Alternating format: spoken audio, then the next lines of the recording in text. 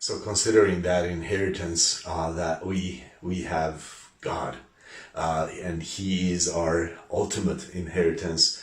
That is, I don't know that there is anything that would give greater glee to our souls as believers. So that's kind of mighty in our lives. But I just wanna, because that is speaking about a relational portion of the inheritance, I want to talk about the flip side for a moment, well, for one morning, and welcome back again. And this is the very powerful, but very simple, but very powerful truth that we are God's inheritance. You are, and I am God's inheritance.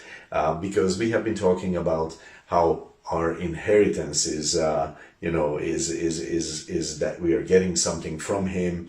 And our inheritance is a place, heaven, or a status, that we're glorified, and those are wonderful. And then God led us in the scripture to the place where we realized, okay, it's not just a place, a status, but Him.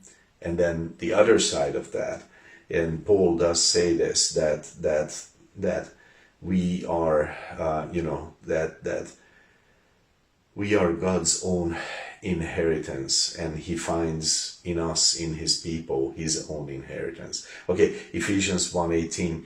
The eyes, Paul is praying that Ephesians, their eyes would be enlightened, that they would see certain things.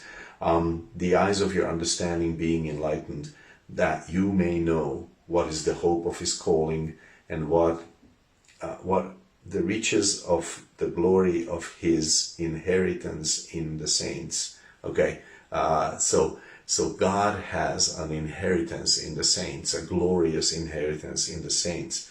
So this is powerful, and this is throughout the scripture. If you think about it, in Deuteronomy 7, I think 6, God was talking about how you are a holy people, you are unto me, to the Lord.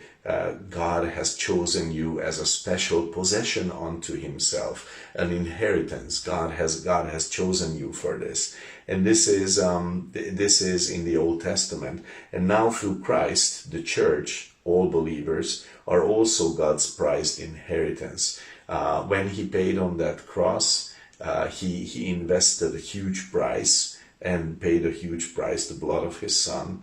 And the treasure that He receives for it, His inheritance, is us. So that means for you and me that your value is not measured by your performance primarily. That's not the point.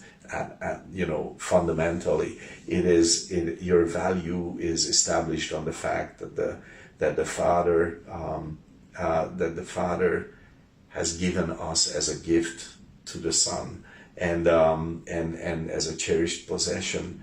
And I think this is a very powerful point about our identity as believers, about our value as believers, and our significance in the eyes of God as believers.